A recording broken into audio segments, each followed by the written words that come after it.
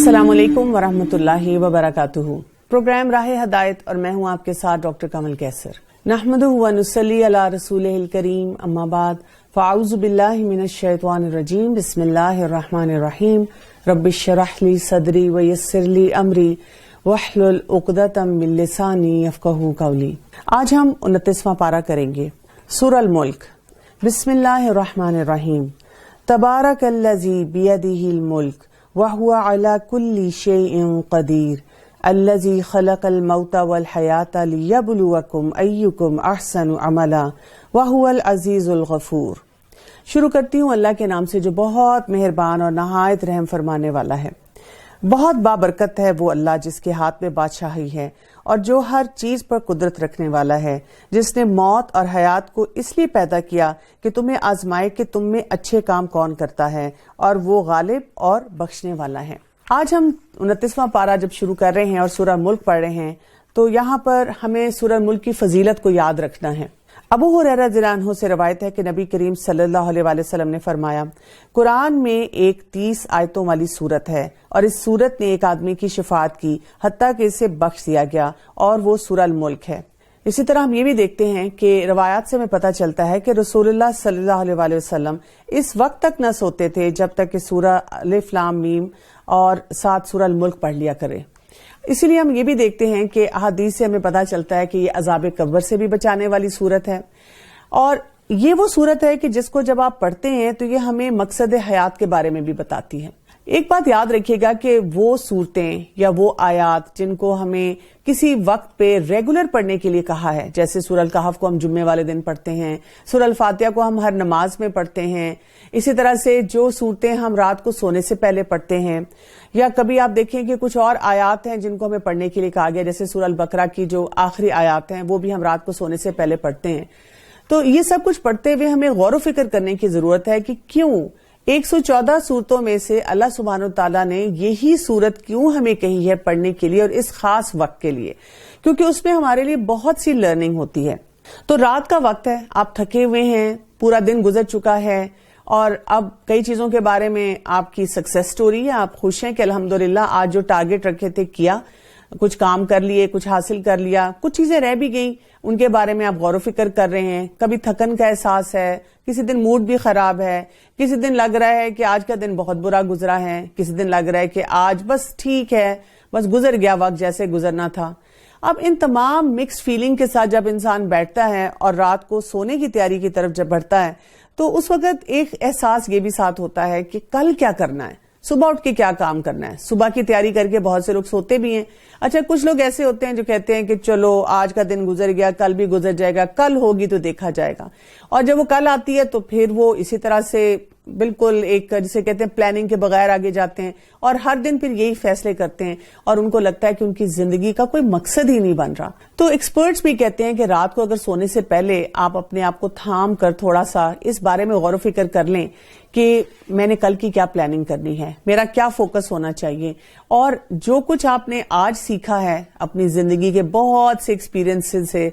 आप सोचें उसने मुझे क्या सिखा दिया, क्या हासिल किया, और जो नुकसान हुआ या जो हासिल नहीं किया तो उससे मुझे क्या समझ आई है कि मुझे अपने आप को मजीद कैसे ग्रूम करना है। तो ऐसे मौके पे जब हम सूरह अल-मुल्क पढ़ रहे हैं तो इसके तर्जुमे पे भी बहुत ज्यादा गौर व फिक्र कर लेना चाहिए, क्योंकि इसमें कहा जा रहा है कि बहुत बाबरकत है वो अल्लाह जिसके हाथ में बादशाही है और वो हर चीज पर कुदरत रखने वाला है। पहला सबक हमें क्या दे दिया गया कि हम अपने आप को कुल ना समझना शुरू करते हैं कि मैंने तो आज ये काम किया और मुझे तो ये हासिल हुआ और मैंने तो इस तरीके से किया और मैं बड़ी चीज हूं। बिल्कुल ऐसे ही होता है ना कि हमें कोई हल्दी का गांठ दे दे और हम पूरे पंसारी बन बैठे, हम समझेंगे हमारे पास तो पता नहीं क्या क्या चीजें जो आ गई हैं। यहां पर हमें ये बात समझने की जरूरत है कि एंड ऑफ द डे हम अपने आप को बताएंगे कुछ हुआ भी तो मेरे रब ने चाहा तो हुआ, और अगर कुछ गलत भी हुआ तो मेरा रब मुझे उससे कुछ सिखाना चाह रहा था। जो नहीं हुआ बावजूद मेरी कोशिश के, तो इसका क्या मतलब है कि मेरा रब नहीं चाहता था ये हो, ये मेरी तकदीर में, मेरी कदर में उस वक्त के लिए नहीं लिखा हुआ था। आप देखें कि पहली आयत पढ़ते साथ ही इंसान के दिल में एक सुकून की सी कैफियत आनी शुरू हो जाती है, उसको कोई फोकस मिल जाता है कि अच्छा ये काम मुझे करना चाहिए था और ऐसे करना चाहिए था। और साथ ही कह दिया गया कि जिसने मौत और हयात को इसलिए पैदा किया कि तुम्हें आजमाए। ये नहीं कहा गया कि हयात और मौत को पैदा किया, बल्कि मौत और हयात को पैदा किया।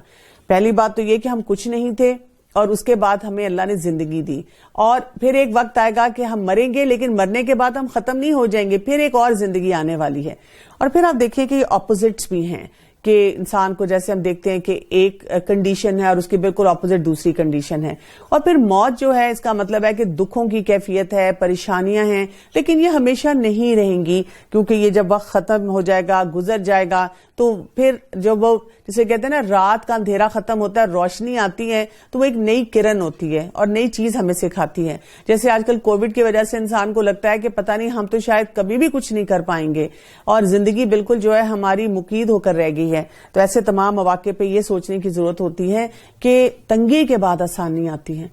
اور یہ صورت ہمیں ایسے مواقع پہ بہت ہوپ فل بھی کر دیتی ہے کہ اگر مشکلات اس وقت ہیں، آج کا دن میرا اچھا نہیں گزرا، تو کل ایک نئی صبح ہے اور اس کو نئی صبح کی طرح ہی میں نے ٹریٹ کرنا ہے۔ اور کیوں اللہ تعالیٰ نے سب کچھ پیدا کیا کہ ایکم احسن عملا، کہ اللہ تعالیٰ دیکھے کہ تم میں سے کون احسن عمل کرتا ہے، اور احسن عمل کی ڈیفینیشن کیا ہوگی؟ جس میں اخلاص ہوگا، اللہ تعالیٰ کی خاطر وہ کام ہوگا اور سنت کے طریقے کے مطابق ہوگا۔ یعنی احسن عمل ہم اس کو نہیں کہیں گے جو انسان اپنی مرضی سے پلان کرتا ہے کہ میں نے یہ کام اس طرح سے کرنا ہے اور میرا یہ کرنے کو دل چاہ رہا ہے اور اس چیز کی طرف جو ہے میرا دل نہیں چاہ رہا۔ اپنی خوبصورتیاں انسان خود نہیں نکالتا۔ اسی لیے رسول اللہ صلی اللہ علیہ وسلم نے فرمایا، جس نے ہمارے دین میں کوئی ایسا کام جاری کیا جو اس میں نہیں تھا تو وہ ہم میں سے نہیں ہے۔ کیونکہ کئی دفعہ لوگ ایکسل کرنے کے چکر میں اور بہت خوبصورتیاں پیدا کرنے کی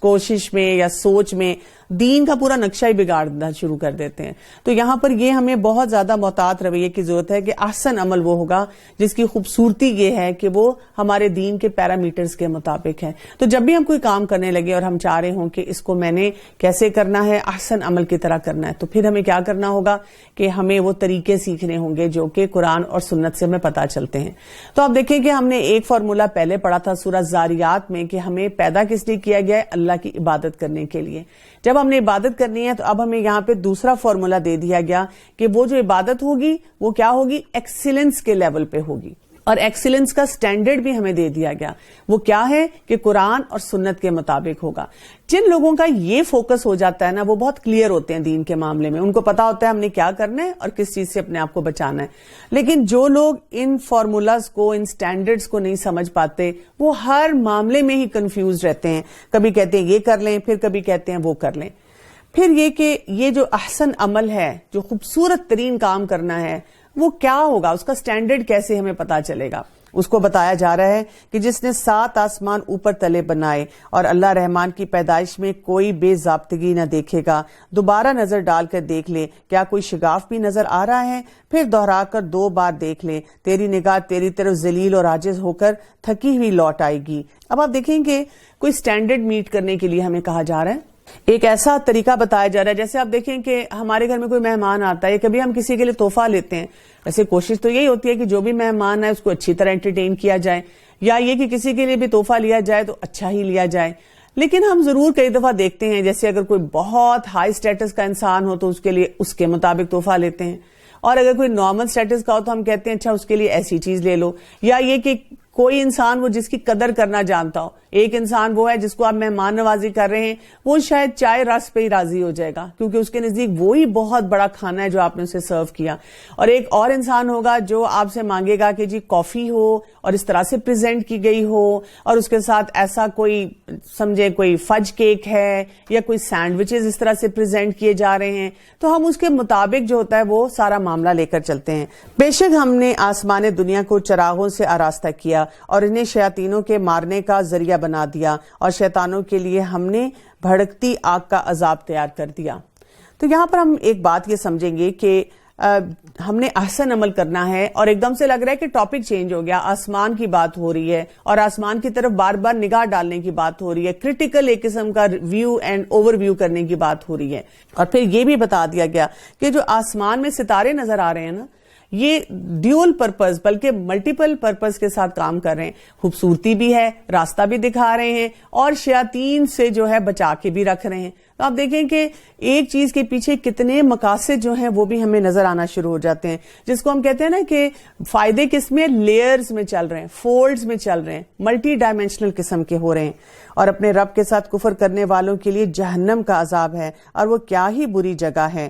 جب ان میں وہ ڈالے جائیں گے تو ان کی بڑی زور کی آوازیں سنیں گے اور وہ جوش مار رہی ہوگی, قریب ہے کہ غصے کے مارے پھٹ جائے. جب کبھی ان میں کوئی گروہ ڈالا جائے گا, اس سے جہنم کے داروغہ جو ہیں وہ پوچھیں گے کہ کیا تمہارے پاس ڈرانے والا کوئی نہیں آیا, الم یاتکم نذیر, کوئی تمہارے پاس ڈرانے والا نہیں آیا. اور پھر آپ دیکھیں کہ جو جہنم میں ڈالنا ہے اس میں ایک آگ ہے, ایک جلن ہے, اور ایک آوازیں ہیں. یعنی ایک خوفناک قسم کی تصویر کشی جو ہے وہ کی گئی ہے کہ وہاں پر ہونے کیا والا ہے. وہ جواب دیں گے کہ بے شک آیا تھا, لیکن ہم نے اسے جھٹلایا, اور ہم نے کہا اللہ تعالیٰ نے کچھ بھی نازل نہیں فرمایا, تم بہت بڑی گمراہی میں ہو. اب آپ سوچیں, رات کو بیٹھ کے یہ سوچنے کا مقام ہے جب ہم سورہ الملک پڑھ رہے ہیں کہ میں نے آج کے دن میں کوئی ایسی بات کو جھٹلایا تو نہیں جو اللہ کی طرف سے آئی ہوئی تھی. یہ نہ ہو کہ میرے لیے آخرت کے لیے مشکلات آنی شروع ہو جائیں, اور وہ کہیں گے کہ اگر ہم سنتے ہوتے یا عقل رکھتے ہوتے تو دوزخیوں میں شریک نہ ہوتے. یہاں پہ کس کی بات کی جا رہی ہے؟ نسمع و او ناقل, کہ یا سننا اور عقل استعمال کرنا. تو سننا ایک ہوتا ہے جو آپ ہیئرنگ کر رہے ہیں, ہیئر کر رہے ہیں, ٹھیک ہے, ویسے جو بھی آوازیں آ رہی ہیں آپ سن رہے ہیں, اور ایک ہوتا ہے کہ آپ اس کو اندر لے کر جا رہے ہیں. تو جو ہوتا ہے کہ ایک ہیئرنگ ہے اور ایک آپ نے انٹرنلائز کرنا ہے, پورا اس کی انسائٹ آپ نے ڈیولپ کرنی ہے. بس انہوں نے اپنے جرم کا اقبال کر لیا, اب یہ دوزخی دفعہ دور ہوں گے. بے شک جو لوگ اپنے پروردگار سے غائبانہ طور پر ڈرتے رہے ان کے لیے بخشش اور بڑا ثواب ہے. آپ دیکھیں کہ قرآن پاک میں بار بار ہم نے اللہ تعالیٰ کی خشیت کی بات کی, اور خشیت کے لیے یہاں پہ کیا کہا جا رہا ہے؟ بالغیب, کہ بالکل انہوں نے غیب سے, یعنی انہوں نے دیکھا نہیں ہو اللہ تعالیٰ کو. ایک ہوتا ہے کہ آپ نے دیکھا ہوا ہو اور پھر آپ کے اوپر ایک بہت روب ہو اور آپ کہیں کہ بھئی اللہ کی قدرت تو مجھے نظر آ گئی, اللہ کی عظمت تو مجھے سمجھ آ گئی. نہیں دیکھا, قرآن کے ذریعے ہی آپ نے اللہ تعالیٰ کے بارے میں جانا, اور جب جانا تو پھر کیا ہوا کہ آپ نے اس کو اپنے اندر وہ کیفیت پیدا کی کہ مجھے اپنے رب کے لیے کیا کچھ کرنا ہے. تو ان کے لیے مغفرت ہے بہت بڑی. تم اپنی باتوں کو چھپاؤ یا ظاہر کرو, وہ تو سینوں کے پوشیدگی رازوں کو بھی بخوبی جانتا ہے. کیا وہی نہ جانے گا جس نے پیدا کیا, پھر وہ باریک بین اور باخبر بھی ہے. کیا کہا جا رہا ہے یہاں پہ؟ وَهُوَ اللَّطِيفُ الْخَبِيرُ, کہ وہ کیا ہے, وہ اتنا باریک بین ہے کہ وہ ہر بات کو جانتا ہے. ایک حدیث میں آتا ہے کہ آپ صلی اللہ علیہ وآلہ وسلم نے ابو ذر غفار سے فرمایا رضی اللہ عنہ کہ ابو ذر, کشتی کو مضبوط کر لو کیونکہ سمندر گہرا ہے, اور زیادہ سفر تیار کر لو کیونکہ سفر لمبا ہے, اور اپنی پیٹھ ہلکی کر لو کیونکہ گھاٹی دشوار گزار اور تھکا دینے والی ہے, اور عمل میں اخلاص پیدا کرو کیونکہ جانچ پڑتال کرنے والا بہت باریک بین ہے. تو یہ ہمیں ایک پوری زندگی گزارنے کا طریقہ بتایا جا رہا ہے کہ اگر ہم اس فارمولے کو اٹھا لیں کہ ہمیں کن کن کاموں کی طرف توجہ دینا چاہیے. جیسے میں نے آپ کو کہا نا کہ یہ سورت ہمیں بہت اسٹرانگلی اس بات کی دعوت دیتی ہے کہ ہم سمجھیں کہ ہمارا زندگی میں آنے کا مقصد کیا ہے, اور ہم نے پورے دن میں اپنے آپ کو کن باتوں میں الجھائے رکھا ہے. اور کئی باتیں جو ہوتی ہیں جن میں ہم اتنا الجھ جاتے ہیں اور بعد میں سوچتے ہیں کہ یہ میں تھی, میں نے یہ کام کیا. کبھی آپ نے ڈائری لکھی ہے یا کوئی خط لکھے ہیں, کوئی اور ایسی ایکٹیویٹی کی ہے جب آپ سمجھیں کلاس 5 میں تھے, 7 میں تھے, 8 میں تھے, اور اب اگر آپ کو کسی ڈرار میں سے وہ اپنی چیزیں مل جائیں تو آپ کو اپنے اوپر بھی شرمندگی اور ہنسی بھی ہوتی ہے کہ اچھا اس وقت یہ میرے لیے لائف اینڈ ڈیتھ سچویشن ہوتی تھی کہ میں نے یہ کام کرنا ہے, اور اب مجھے لگتا ہے کہ یہ کوئی کام تھا جس میں نے اپنا وقت لگایا, اس وقت مجھے یہ کرنا چاہیے تھا, مجھے ایسے پڑھنا چاہیے تھا, مجھے اپنے والدین کے ساتھ, گھر والوں کے ساتھ ایسے تعلقات پہ کام کرنا چاہیے تھا. لیکن یہ سارا وقت گزارنے کے بعد ہی ہم سوچتے ہیں وہ ذات جس نے تمہارے لیے زمین کو پست و متی کر دیا تاکہ تم اس کی راہوں میں چلتے پھرتے رہو اور اللہ کی روزیاں کھاؤ پیو, اور اسی کی طرف تمہیں جی کر اٹھ کھڑے ہونا ہے. کیا تم اس بات سے بے خوف ہو گئے ہو کہ آسمان والا تمہیں زمین میں نہ دھسا دے اور اچانک زمین لرزنے لگے, یا کیا تم اس بات سے نہ ڈر ہو گئے ہو کہ آسمان والا تم پر پتھر برسائے, پھر تمہیں معلوم ہی ہو جائے گا کہ میرا ڈرانا کیسا ہے, اور ان سے پہلے لوگوں نے بھی جھٹلایا تھا, تو دیکھو ان پر میرا عذاب کیسا ہوا. کیا یہ اپنے پر کھولے ہوئے اور سمیٹے ہوئے پرندوں کو نہیں دیکھتے؟ انہیں اللہ ہی نے ہوا میں اللہ ہی تھامے ہوئے ہے, بے شک ہر چیز اس کی نگاہ میں ہے. تو اب آپ دیکھیں کہ ایک تو یہاں پہ یہ بھی ہمیں احساس دلایا جا رہا ہے کہ جو سارا دن ہم کہتے ہیں مجھے تو فرصت ہی نہیں ملی، 2 منٹ کا بھی ٹائم نہیں ملا کہ میں کچھ کرتی، I was like so busy, اتنے کام ہوتے ہیں صبح سے شام تک مجھے پتہ ہی نہیں چلتا، میں تو تھک ٹوٹ کر بستر پر آ کے گرتی ہوں۔ تو ایسے تمام مواقع پہ یہ ہمیں بتایا جا رہا ہے کہ بیچ میں کچھ تو ہم ٹائم نکالیں نا، کچھ مارجن اور کشن رکھیں ایسے اوقات کا کہ اپنے آپ کو بتائیں کہ اللہ تعالیٰ نے یہ مجھے مواقع دیے نا، ہر دن نیا دن ہے، اور جب مجھے موقع مل رہے ہیں اور میں بہت سی نیکیاں اپنے لیے سمیٹ سکتی ہوں، تو کئی دفعہ اللہ کی طرف سے کوئی عذاب بھی آ سکتا ہے، لوگوں پہ عذاب ایسے ہی مواقع پہ آئے ہوئے، تو میں اس وقت اپنے اعمال پہ کنٹینیوسلی جو ہے وہ نظر رکھوں۔ پھر اللہ تعالیٰ چاہتے ہیں کہ ہم یہ بھی غور و فکر کرتے رہیں کہ اللہ تعالیٰ کیسے اپنی پوری مخلوق جو ہے اس کو لے کر چل رہا ہے۔ یعنی ایک اگر آپ کسی پرندے کو ہی دیکھیں اور اس کے لیے کیا کہا جا رہا ہے کہ وہ اپنے پر کھولتا ہے اور سمیٹتا ہے، اتنی بڑی بڑی فلائٹس ہوتی ہیں جو کہ پورے اوشن کے اوپر سے لے لیتے ہیں،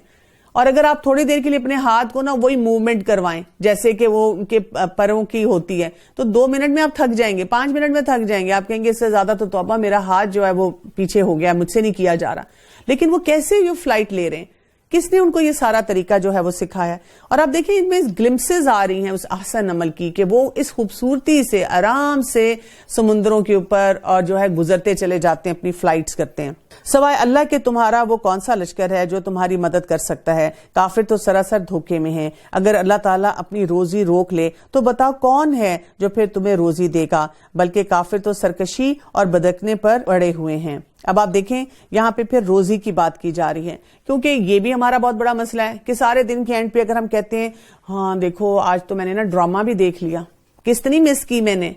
اور وہ اس کے بعد وہ فرینڈز کو ملنا تھا وہ بھی کام کر لیا، سوشل میڈیا پہ بھی پوری ایکٹیویٹی کر لی، قرآن پڑھنے کا ٹائم نہیں ملا۔ پھر ہم کہتے ہیں کیا کریں نا، اب زمانے کا ہیر پھیر ہے، اب بہت سارے مسئلے مسائل ایسے ہوتے ہیں ان میں وقت تو لگ ہی جاتا ہے۔ تو یہاں پر ہمیں بتایا گیا کہ رزق کس نے دینا ہے؟ یہ تو اللہ نے دینا ہے۔ اگر ہمیں یہ بات سمجھ آ جائے تو پھر یہی ہوگا کہ ہمارا فوکس بھی درست ہو جائے گا، مقصد حیات کی طرف بھی ہم چلے جائیں گے اور ہمیں پتا ہوگا ہم نے کام کیا کرنا ہے۔ اچھا وہ شخص زیادہ ہدایت والا ہے جو اپنے منہ کے بل اوندھا ہو کر چلے، یا وہ جو سیدھا راہ راست پر چلا ہو؟ کہہ دیجئے وہی اللہ ہے جس نے تمہیں پیدا کیا اور تمہارے کان، آنکھیں اور دل بنائے، اور تم بہت ہی کم شکر گزاری کرتے ہو۔ یہاں پہ فرق بتایا جا رہا ہے 2 پرسنالٹیز کا، کہ جب ایک ایسا عمل کا فیصلہ انسان نے کرنا ہے، اللہ کو راضی کرنا ہے، اللہ کے بنائے ہوئے قانون کے مطابق زندگی گزارنی ہے، تو ہمیں روز اپنے آپ سے پوچھنا ہوگا کہ میرے بیہیویئرز کیسے ہیں؟ میں ڈیپینڈنٹ انسان ہوں یا انڈیپینڈنٹ انسان ہوں؟ کیونکہ ڈیپینڈنٹ انسان کیا ہوگا، اس کو یہ تو پتا ہوگا کہ وہ باتوں میں کرتا ہوگا کہ سچ بولنا چاہیے، غیبت نہیں کرنی چاہیے، غصہ نہیں کرنا چاہیے،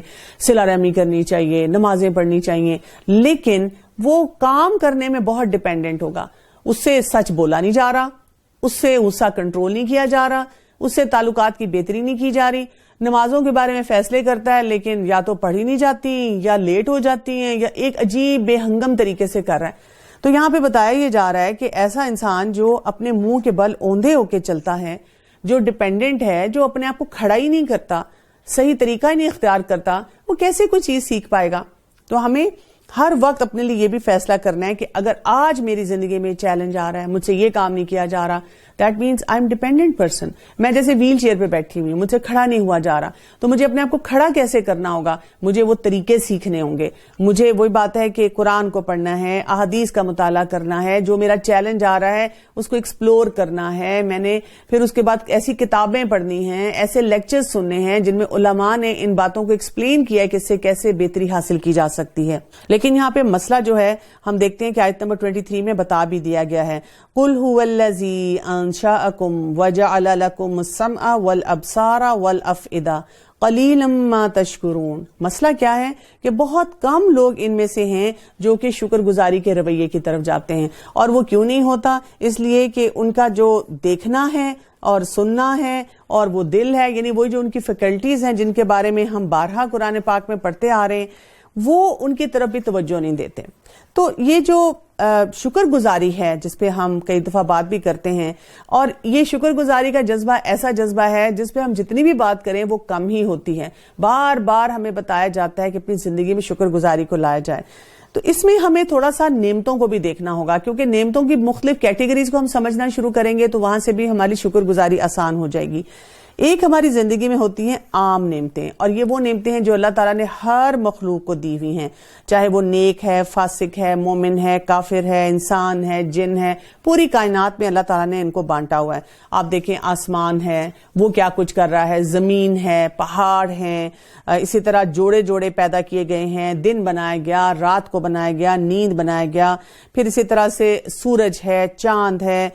بارشیں ہو رہی ہیں، اناج ہے طرح طرح کا۔ اور پھر آپ دیکھیں کہ ان میں ہی غور و فکر اگر کوئی انسان کرنا شروع کر دے تو اسے بہت سی باتیں سمجھ آتی ہیں، جیسے اگر اندھیری رات ہے اور پچ ڈارک ہے، اور اس میں آپ سوچیں کہ اگر آپ کی آنکھیں دیکھ بھی سکتی ہیں تو آپ کو کوئی فائدہ حاصل نہیں ہو سکتا، اور اس سے آپ دیکھیں کہ دل میں کتنی تنگی محسوس ہوتی ہے۔ تو روشنی کی نعمت سے جو لوگ محروم ہوتے ہیں، آپ دیکھیں کہ نہ وہ رنگوں کو انجوائے کر سکتے ہیں، نہ ان کو کوئی فائدہ ہوتا ہے، اور اللہ نے یہی نعمت جو ہمیں دی ہے اس سے ہم کیسے کیسے فائدے حاصل کرتے ہیں۔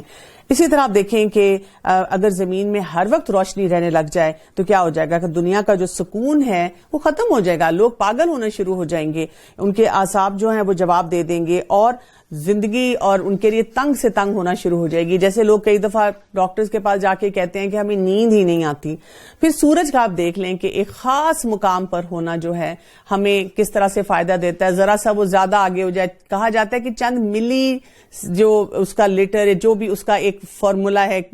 بالکل ذرا سا بھی وہ آگے ہو جائے گا تو کیا ہے، سب چیزوں کو جلا دے گا، اور ذرا سا بھی پیچھے ہو جائے گا تو کیا ہے کہ سب چیزیں جو ہیں ٹھنڈک سے جو ہے وہ جم کر ختم ہو جائیں گی۔ پھر پہاڑوں کا جو گاڑنا ہے، پھر آپ دیکھیں سمندر میں کس طرح سے یہ واٹر سائیکل جو ہے وہ چلتا ہے، اور ایون صحرا میں کس کس طرح کا پھل ہمیں ملتا ہے۔ تو یہ تمام عام فائدے ہیں جو کہ ہر شخص انجوائے کر رہا ہے، چاہے وہ اللہ کو مانتا ہے کہ نہیں مانتا۔ پھر اس کے علاوہ ہم دیکھتے ہیں کہ ایسی نعمتیں ہوتی ہیں جن کو ہم جزوی عام نعمتیں کہتے ہیں، یعنی نعمتیں تو وہ عام ہیں لیکن، اور عام نعمتوں سے ملتی جلتی ہیں، لیکن بعض لوگوں کو ملتی ہیں اور بعض کو حاصل نہیں ہوتی، بعض اس سے محروم رہ جاتے ہیں، اور اسی وجہ سے پھر لوگوں میں کمپیریزن بھی آتا ہے، لوگ کسی کو دیکھ کے سمجھتے ہیں کہ اچھا یہ ہے تو عام نعمت لیکن اللہ نے اس کو نوازا ہوا ہے۔ جیسے مسلمانوں کو اللہ تعالیٰ نے ہدایت جیسی نعمت دے دی ہے کہ دیکھنے میں لگتا ہے بہت سے لوگ ہیں جو کہ یہ نعمت حاصل کر سکتے ہیں، لیکن جس کو حاصل ہوتی ہے اور جو اس کا مزہ چکھتا ہے، اب آس پاس کے لوگ دیکھ کر بھی نہیں احساس کر پاتے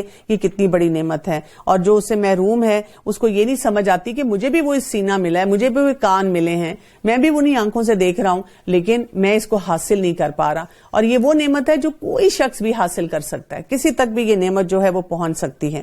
اور اسی طرح آپ دیکھیں کہ اس کے علاوہ جیسے امن اور چین ہے، یہ انسان اپنے گھر میں، اپنے دل میں کوئی بھی محسوس کر سکتا ہے، لیکن پھر بھی ہم دیکھتے ہیں کہ بہت سے لوگ جو ہیں اس سے دور ہی رہتے ہیں۔ یا اللہ تعالیٰ نے جو بہت سارے ہمارے آمد و رفت کے ذریعے بنائے ہوئے ہیں، جو ہم عام اپنی زندگی میں کام کرتے ہیں، اس کو کوئی بھی کر سکتا ہے، وقت کا صحیح استعمال کوئی بھی انسان کر سکتا ہے۔ تو یہ بہت سی نعمتیں ہیں جو کہ ہر شخص حاصل کر سکتا ہے، لیکن پھر بھی ہم دیکھتے ہیں کہ ہر شخص حاصل نہیں کر پاتا۔